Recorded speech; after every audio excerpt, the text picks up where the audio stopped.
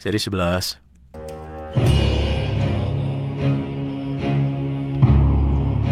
Di tanah Jawa, di saat kerajaan Mataram kokoh berdiri, setindak demi setindak, perlahan namun pasti, berdiri megah sebuah bangunan suci.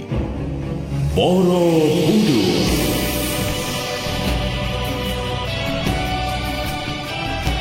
Diangkat dalam serial Sandiwara Radio dengan kisah Angkara Murka Biyung Sino.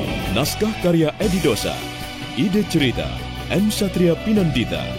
Para pelaku Petrus Urspon sebagai Gunadarma, Elsa Surya sebagai Cina Raja Dasa, Lis Mardiana sebagai Biyung Sinom, Edi Dosa sebagai Rakai Pikatan, dibantu oleh Nugraha, Pripanggi, Idris Avandi, Elias Gibel, Bambang Suryo, Endang Sagita, Iwan Dahlan, Insan, Desi, dan sederet bintang sandiwara radio terkenal lainnya.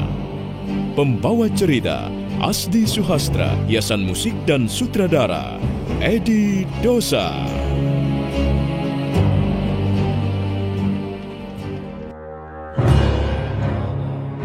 Sasi meletakkan tubuhnya yang indah di atas batu datar di samping Tikorm sahabatnya. Gunadarma juga sudah bisa duduk, walaupun punggungnya masih disenderkan di batang pohon Dewa Daru.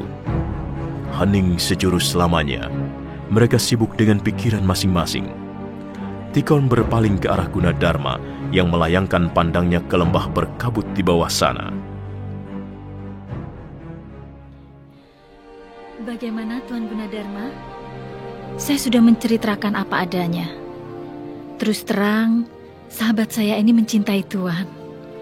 Apakah Tuan akan membiarkannya bertepuk sebelah tangan? Sulit untuk menjawab pertanyaan seperti itu. Kalian pasti tahu soal ini. Ya, kami tahu. Cinta tak bisa dipaksakan. Cinta itu ibarat sekuntum bunga liar. Dia akan tumbuh sesuai keinginannya sendiri.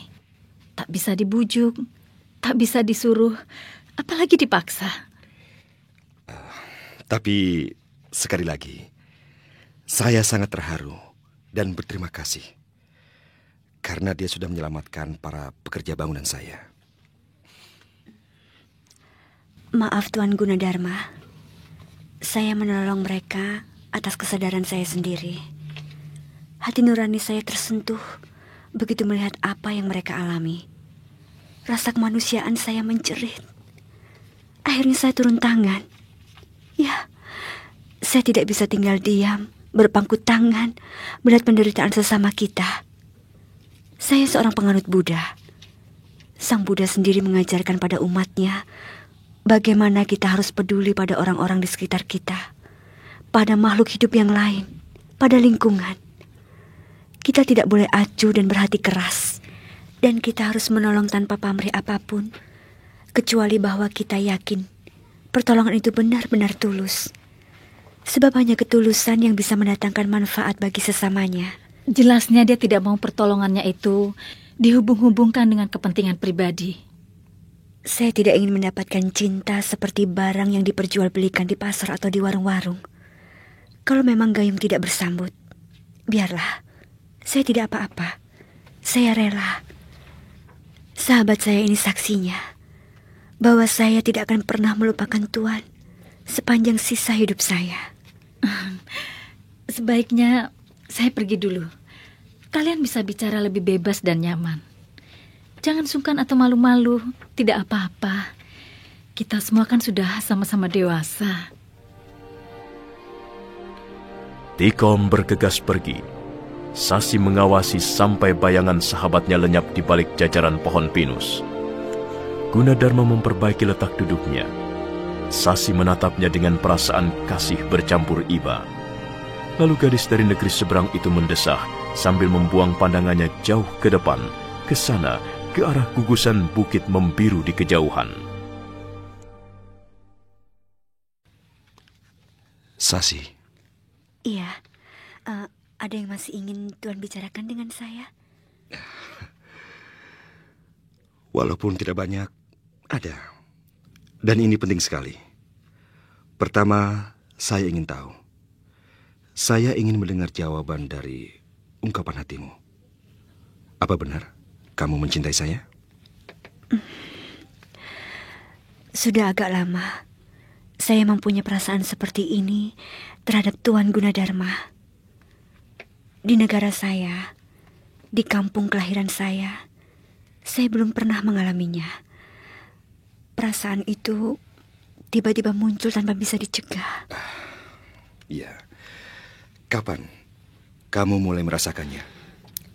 Ketika itu, saya melihat Tuan sedang sibuk memahat arca sang bodhisatwa. Saya amati Tuan dari jauh.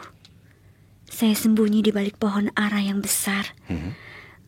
Tuan tidak melihat saya karena Tuan sedang mencurahkan perhatian pada arca suci tersebut.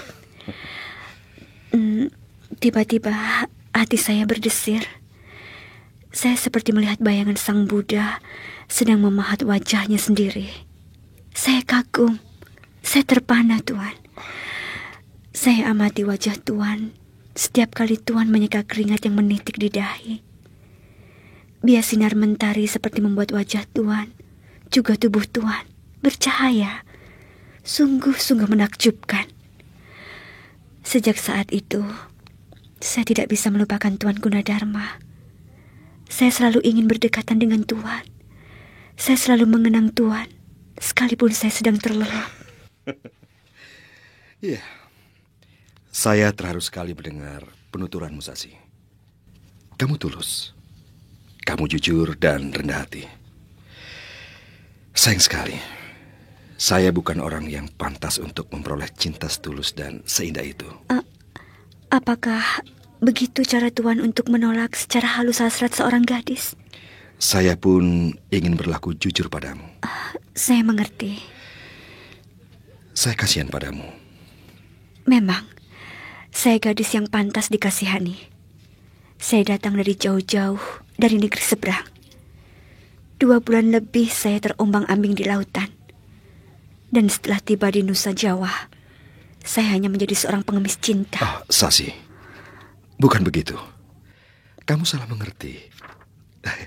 Kamu salah mengerti tentang dirimu sendiri. Saya memang tidak boleh berharap terlalu banyak. Saya tidak pantas menjadi orang yang kamu harapkan. Kamu punya hampir seluruhnya milik seorang gadis idaman. Kamu berhak mendapatkan pasangan suami lebih dari sekedar seorang Gunadarma. Sudahlah, Tuan. Saya tahu apa di balik kata-kata Tuan. Tidak. Kamu belum tahu secara persis siapa Gunadarma. Kamu juga tidak tahu mengapa saya tidak berani membuka hati saya untukmu. Dapatkah Tuan mengemukakan alasan yang benar? Alasan yang kira-kira bisa saya terima? Karena saya tahu bahwa saya tidak akan mampu memberimu hidup bahagia. Karena hati Tuan sudah terlanjur menjadi milik wanita lain.